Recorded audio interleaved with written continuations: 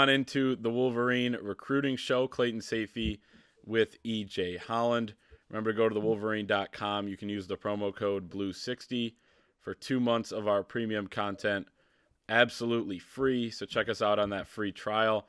Thank you to Lewis Jewelers, our sponsor. EJ, kind of a crazy week, and I think there's going to be crazy weeks ahead as well to come, because this Michigan staff continues to throw out offers, continues to be able to close with guys. We're starting to see that now. Mo Linguist continues to be a stud on the recruiting trail. So we'll talk about Michigan's 2 new commits, Cody Jones and Taylor Groves, both out of Tennessee, both guys that Mo Linguist had connections to.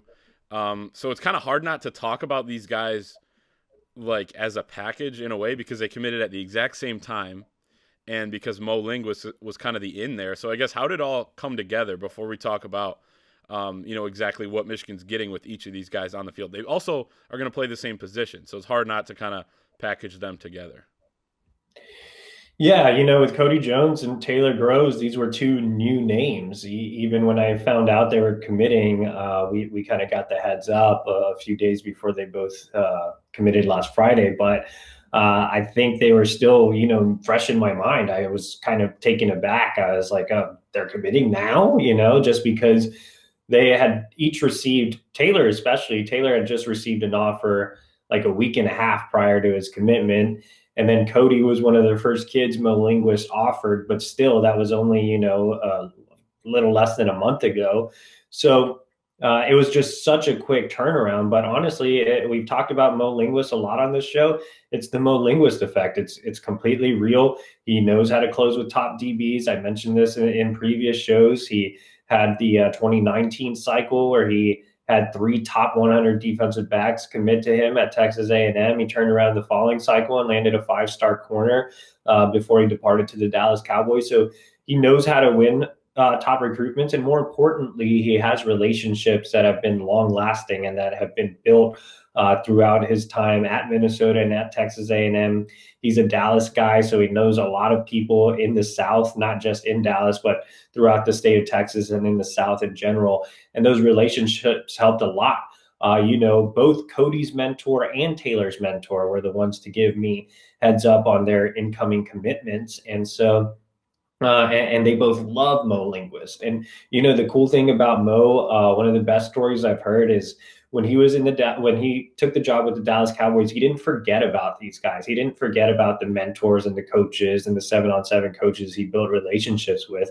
He brought them into AT&T Stadium, to Arlington, to the Cowboys facilities, both in Arlington and Frisco, so Dallas geography. But anyway, he brought them in and got on the board with them, and just went over how he did things in the NFL and what was different about the NFL and college. And so he took the time out to do that. And really, these guys still felt a genuine connection. So when he took the job at Michigan, they were super excited. They're like, we want to send our kids to go play for Mo Linguist because he treated us so well, even when he didn't have to, even when he wasn't recruiting them anymore, when he was already in the league.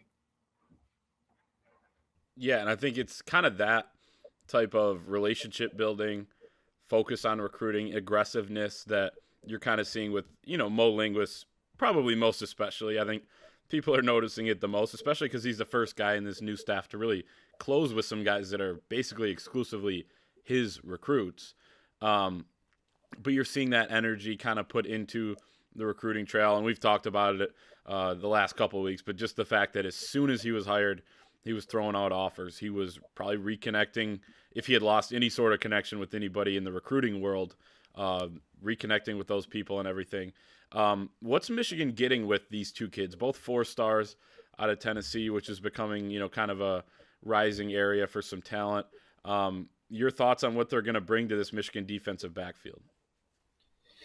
Yeah, starting off with Taylor, just a really long, rangy safety at 6'3", 185, actually listed as a receiver. So his upside is still super high just because he focused on the offensive side of the ball for so long. He's still coming along as a safety, but just a really good athlete.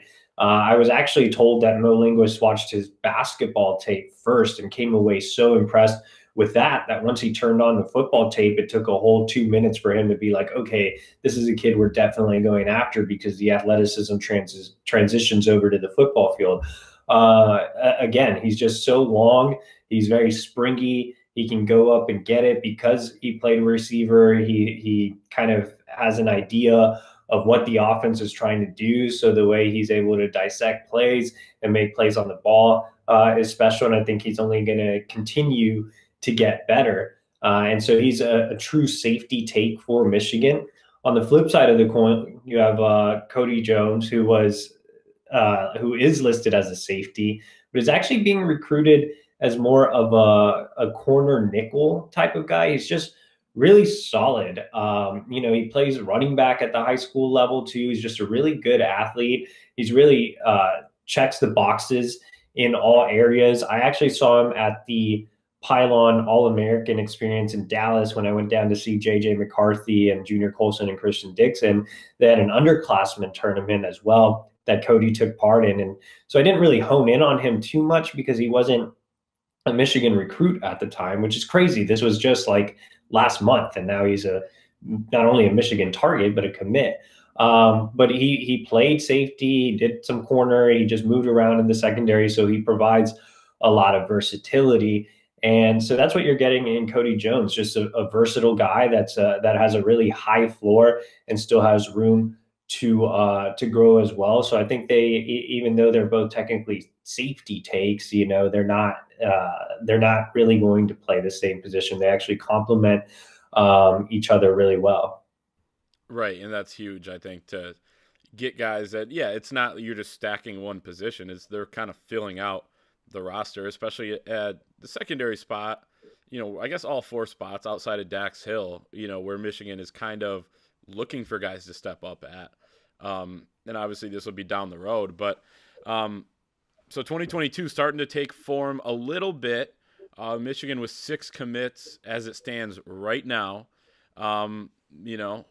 Michigan fans are excited. We've talked about Mo Linguist, the rest of the staff, and the way that they're starting to recruit, and the way, kind of the potential with this staff that you look at it with Ron Bellamy and Mike Hart. Once those guys really start honing in on some more of their guys that they're going to recruit, they're going to start closing with more.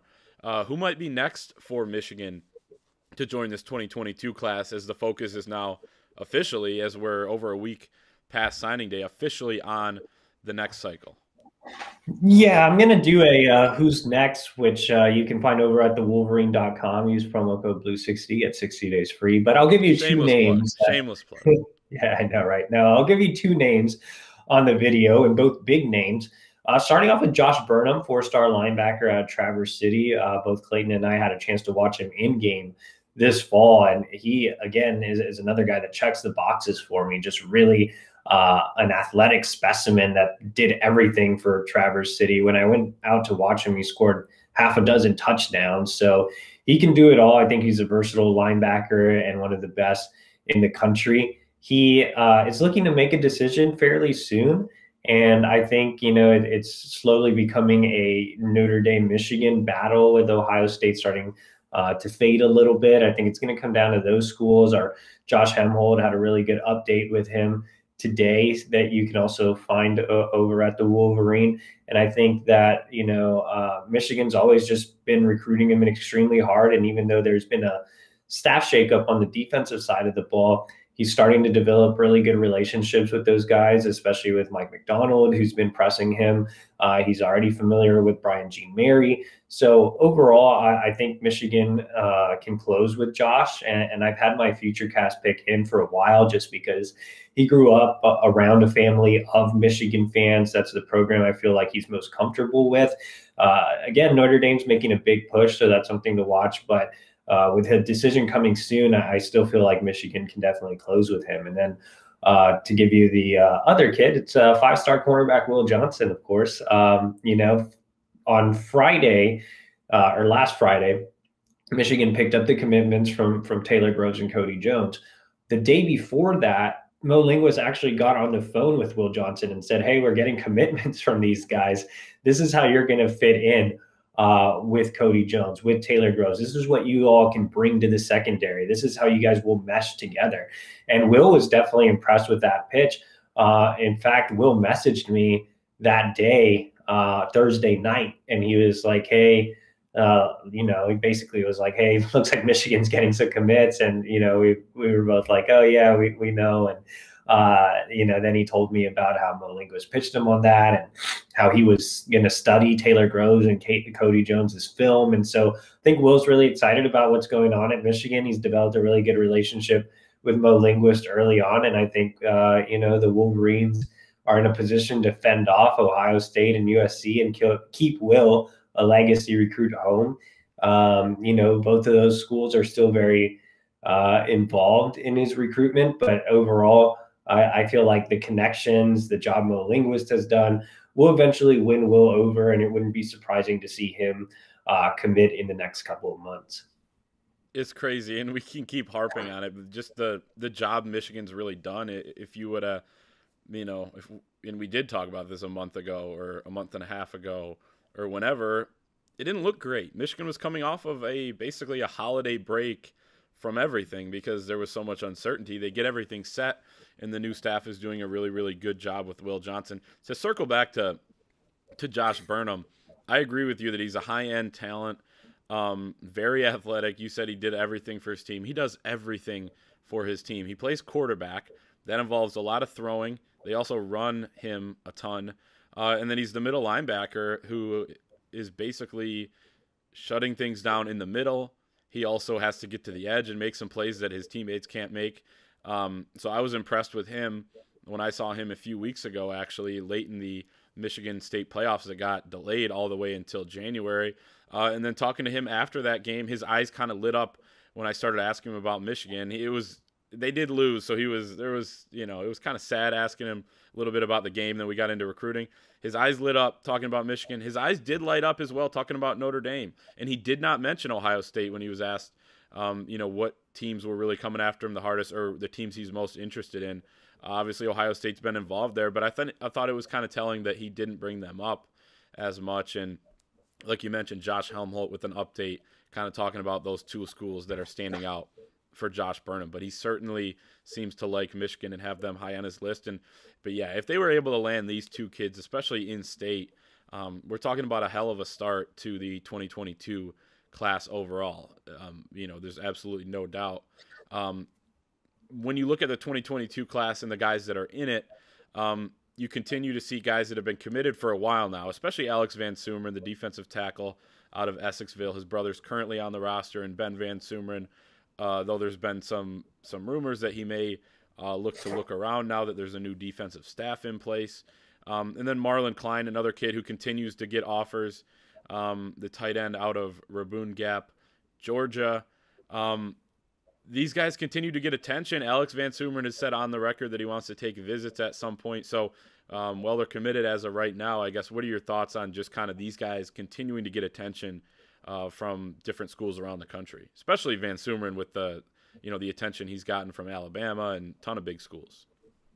Yeah, Alex is a kid that's, like you said, has always wanted to take visits. I've always posted over at the Wolverine that Alex, every time I see him, is adamant that he's going to make visits. He really likes Alabama, really likes Penn State. Michigan State's making a big push for him too. Our Chris Ballas had an interesting update on his brother and whether or not he's going to be, part of the Michigan program. So I'd encourage you to go check that out. There could be ramifications from that. Michigan's going to have to fight to keep Alex either way because he's going to want to make visits. But if his brother is no longer on the team, then I think that, probably spells not so great news for the Wolverines. Overall, Alex is a really important part of this class. He fills a key position of need at defensive tackle. I saw him in game. I've seen him at multiple training sessions, and I love his game. He's a big, physical, aggressive, mean kid, high floor kid, high motor kid. Really impressed with Alex. So losing him would be extremely tough for Michigan. It's hard to find defensive tackles in the Midwest, and Michigan has maybe the best it has to offer in Alex. So again, that would be a bit of a gut punch. And then Marlon Klein is a really interesting one. He's originally from Germany. He randomly took some self-guided tour visits, and said, "Oh, Michigan kind of reminds me of Germany. I'm committing to them, and Sharon Moore is cool." And now Sharon Moore is no longer coaching tight ends. He's still on staff, but won't be his position coach. And so there's that factor. And now more schools are starting to look at Marlon Klein. Ole Miss offered the other day. Again, he's not a true Georgia kid. He just goes to boarding school in Georgia. He's, again, originally from Germany. So I think with Marlon, he committed early, but he's starting to figure out, well, you know what, maybe I committed too early because I am an international kid and it's the pandemic. I didn't really get to experience everything. The guy that recruited me is no longer going to coach me. And so I think, with Marlon, there's a little bit of concern, and that's why you're seeing more schools come after him. So anytime you have a coaching change, whether it's a head coach or just, cleaning house on one side of the ball, I think you're going to have guys considering looking elsewhere. And so it's no surprise that it's happening to Michigan, especially with how early we are in the 2022 cycle. Yeah, definitely. And I think the big one really to want to hang on to is Van Sumeren. Given he's in state, I would say his brother's on the team, but obviously that seems to be up in the air. But just the fact that it's also at a position of need, which you kind of shored up a little bit in the 2021 cycle, but you can't take too many big, athletic, physical, and, kind of dominant defensive tackles, in any defensive alignment, especially at the tackle spot. So that'll be interesting to watch going forward for Michigan. Yeah, check that update out that our Chris Ballas, our senior editor at thewolverine.com, had there. As EJ said, you can use the promo code BLUE60 for 2 months for free. So if you just need to check something out quick, BLUE60 is your promo code.